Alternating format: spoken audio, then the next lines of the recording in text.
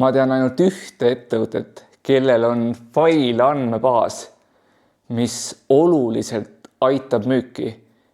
Ja ma arvan, et sinul oleks ka see abiks. Mis seal failis on? Seal failis on kliendilood. Miks klient ostis? Mis olid enne ostu kliendi hirmud? Mis on tänane tulemus, su klient on kasutanud sinu toodet, teenust? Kui see on kõikidele müügiinimestele, tervele ettevõttele kättesaadav, siis me leiame õigeid nurki palju kiiremini. Ja sellest järgmine samm on luua hüpoteesid.